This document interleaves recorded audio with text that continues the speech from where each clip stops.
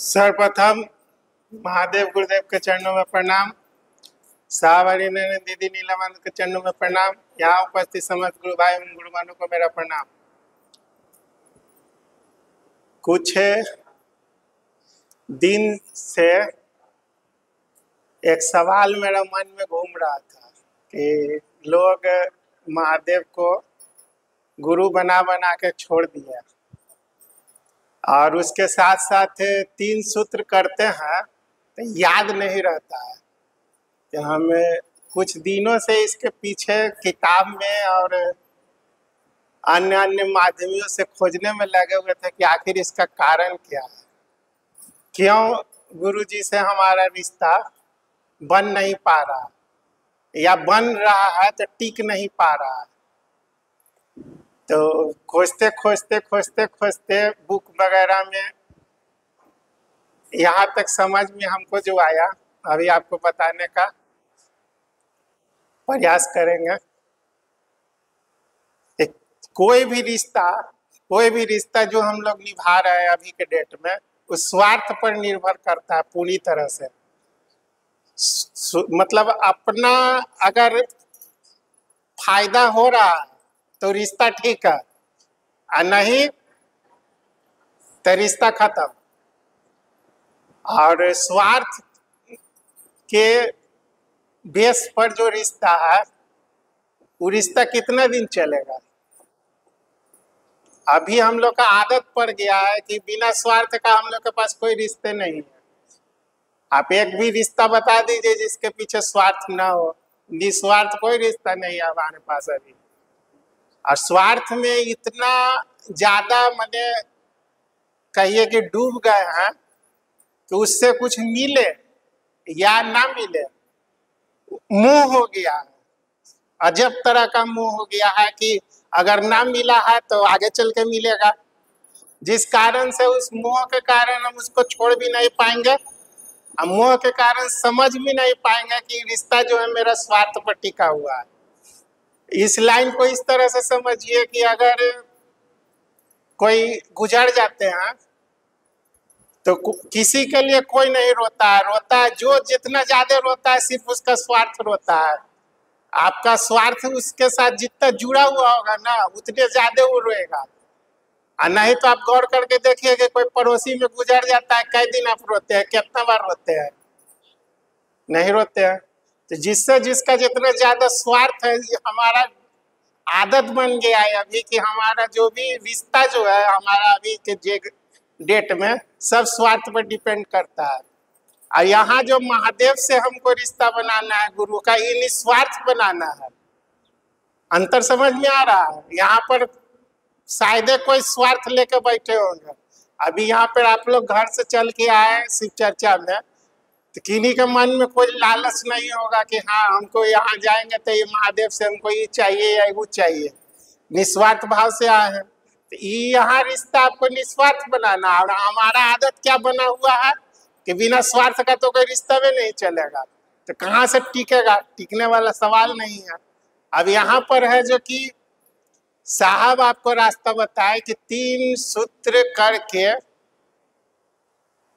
3 सूत्र क्या एक तरह से माध्यम हुआ आपका। जैसे मान लीजिए यहाँ से आपको हाजीपुर जाना हो तो पुल आपका क्या है? माध्यम है। अगर पुल पर ही जाके आप बस गए तो हाजीपुर कभी नहीं पहुंचिएगा। उसी तरह 3 सूत्र आपका माध्यम है। कैसे? अभी इसके पहले उदाहरण दिए कि सीढ़ी या छत पर चढ़ने के लिए सीढ़ी पर बैठ जाइएगा तो छत पर नहीं चढ़िएगा। तो 3 सूत्र के माध्यम से अपने मन को समझाना है कि शिव गुरु है और यह काम निस्वार्थ करना है। यही है जो अभी के डेट में मुश्किल है क्योंकि हमारा आदत जो पड़ा हुआ है बिना स्वार्थ का तो कोई रिश्ते नहीं है। आप नजर उठा के देख लीजिए। तो आदत से हम लोग मजबूर होने के कारण महादेव से हमारा रिश्ता नहीं जुड़ पा रहा है। बस सिर्फ और सिर्फ कहाँ फंस रहा है तो अपना आदत पर। अब महादेव से जो भी निस्वार्थ भाव से किए 3 सूत्र तो उनको दया मिला है इसका प्रमाण हम अभी के अभी हम आपको दिखा सकते हैं, प्रत्यक्ष प्रमाण मिला है। देखिए, शिक्षा और ज्ञान दोनों में अंतर होता है। शिक्षा कहते हैं कि जिसे आप सिग्नेचर करना होगा तो वहां पर आपको शिक्षा जरूरी है कि आपको अपना नाम लिखने के लिए किस तरह से लिखाएगा, जो आपका नाम है वो नाम का अक्षर क्या है और किस तरह से कीजिए लिखिएगा कि आप अपना सिग्नेचर कर लीजिएगा, उसको शिक्षा बोलते हैं। लेकिन अगर आपके पास उतना भी सिग्नेचर करने का भी शिक्षा नहीं है, लेकिन आपके पास ज्ञान है, इसका प्रमाण है कि वैसे वैसे बहना लोग चाहे भैया लोग जो एक अक्षर पढ़े हुए नहीं है, सिग्नेचर करना नहीं जानते हैं, लेकिन वो मन से आकर के आपको ऐसा ऐसा बात बता देंगे, ऐसा ऐसा बात बता देंगे। ये ज्ञान कहाँ से आया? ये गुरु जो कहते हैं ना कि गुरु अज्ञान के अंधकार को मिटा के प्रकाश, ज्ञान के प्रकाश से भरेंगे, तो ज्ञान तो उतर रहा है, लेकिन वही शर्त है कि निस्वार्थ भाव से जो किए। इसमें भी कोई कोई भाई या बहन लोग को देखिएगा ना कि स्वार्थ भाव से घुसा हुआ है, मतलब उसका ध्यान महादेव पर नहीं है। अगर महादेव पर ध्यान रख के कीजिएगा तो आपको सफल होइएगा, नहीं तो अगर कोई और चीज पर ध्यान रख के कीजिएगा तो महादेव के साथ एक मजबूरी है। महादेव के साथ क्या मजबूरी है कि सबसे ऊंचे पोस्ट पर बैठे हुए हैं।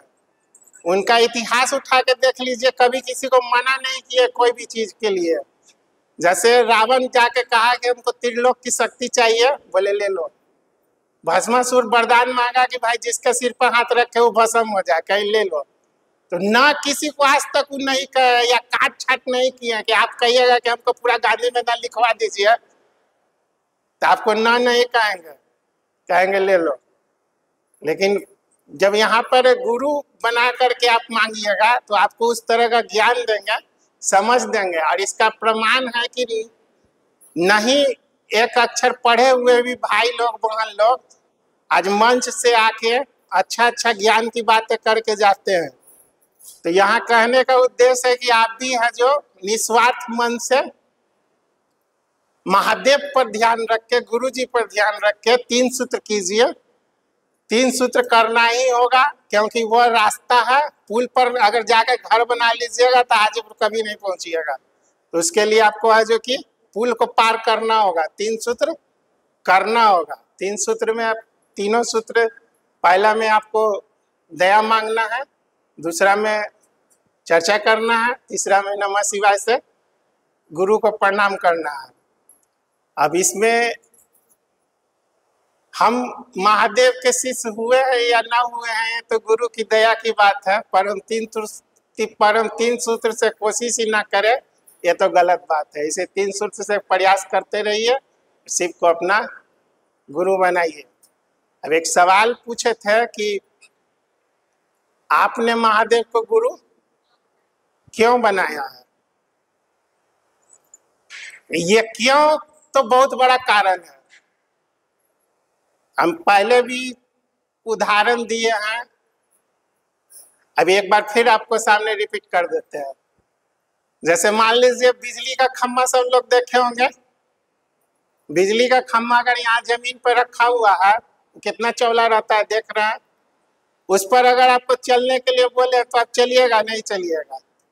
कहिएगा हम क्यों चढ़े, नहीं चढ़िएगा। लेकिन ये वही खम्भा अगर 2 मकान के ऊपर में रखा हुआ है और सामने वाला मकान में मान लीजिए किसी को आपको जान बचाना है तो आप उस पर चढ़ जाइएगा, उस समय आपको किसी का डर नहीं लगेगा। यही होता है कारण कि आप कारण जो है आपको भगा रहा है। तो यहाँ पर भी है जो महादेव को गुरु बनाए हैं, तो इसके पीछे भी कुछ ना कुछ कारण रहना चाहिए। आपका सबसे बड़ा देखिए अभी के डेट में कारण है कि अभी जो इतने सारे गुरु आपको धरती पर मिलेंगे, अभी खास करके बहुत सा जो है सब एक दूसरा को गलत ठहराने में लगे हुए हैं। मतलब एक तरह से समझिए तो अपने में लड़ रहा है, वो आपको क्या रास्ता बताएंगे। और इसलिए भी अभी के डेट में किसी का किसी पे विश्वास नहीं है। तो गुरु कहाँ से है जो गुरु पर विश्वास कर लीजिएगा। और महादेव से अच्छा गुरु अभी आपको मिलने वाला नहीं है। साहब भी 14 गुरु से ठगाने के बाद जब लास्ट में हार के शिव को गुरु माने थे, तो उन्हें भी लगा कि नहीं, इतना अच्छा परिणाम दायी गुरु बनने के बाद भी लोग क्यों अंधकार में जिएगा। तो हम लोग के जिंदगी में, जीवन में दुख मुसीबत कम हो, इसलिए उन्होंने यह बात जनमानस को बताना शुरू किया। और इसमें एक चीज और है कि चेतना का परिमार्जन ही मानव जीवन का मुख्य उद्देश्य है। तो आपके पास जो चेतन शक्ति मिला है, अपने आप को समझने का, सोचने समझने का जो क्षमता, ही पूरा जीव में किसी के पास नहीं है, जो सिर्फ हम लोग के इंसान को मिला है, सबसे ज्यादा है। तो अगर मानव जीवन में रह करके अगर बात को नहीं सोचा, नहीं समझा, तो फिर हम इंसान कहलाने के लायक भी नहीं है। अगर सोचना समझना बंद कर दिया तो एक तरह से ऐसे कहिए कि खाते हैं, पीते हैं, नहाते हैं, धोते हैं, शिकार करते हैं, बच्चे को जन्म देते हैं, इतना काम तो जानवर भी कर रहा है। तो फिर इंसान, जब आप सोचिएगा तभी इंसान कहलाने के लायक है। चेतना का काम यही है कि आपको सोचने समझने का क्षमता आपके पास है। तो चेतना का परिमार्जन का अर्थ हुआ कि उसको जो गंदगी है उसको रगड़ रगड़ के साफ करना। तो आपके चेतना पर जो भी पहले के पुनर्जन्म का जो भी गंदगी कहिए या गाद कहिए, इसको साफ करने का काम गुरुजी करेंगे। आपको सिर्फ किसी तरह से निस्वार्थ भाव से गुरुजी से जुड़ना है। निस्वार्थ कहने का अर्थ यहाँ पर यह है कि आपको महादेव के अलावा, महादेव मेरे गुरु हो जाए, इस लाइन के अलावा कोई और बात नहीं आना चाहिए मन में। अगर कहीं कुछ और आया तो फिर महादेव तो अवघरदानी है, ये जो मांगिएगा वो दे देंगे। लेकिन यहाँ पर ही गुरुजी से रिश्ता बनाने का प्रयास करें और अपने आप में भी ढूंढने का प्रयास कीजिए कि हम जो क्यों शिव को गुरु माने हैं। एक आप सबका अपना अपना कारण हो सकता है, लेकिन मूल दो कारण जो शुरू में, ये इसको ध्यान रखिएगा। 3 सूत्र करते रहिए, शिव को अपना गुरु, महादेव से अपना रिश्ता मजबूत कीजिए।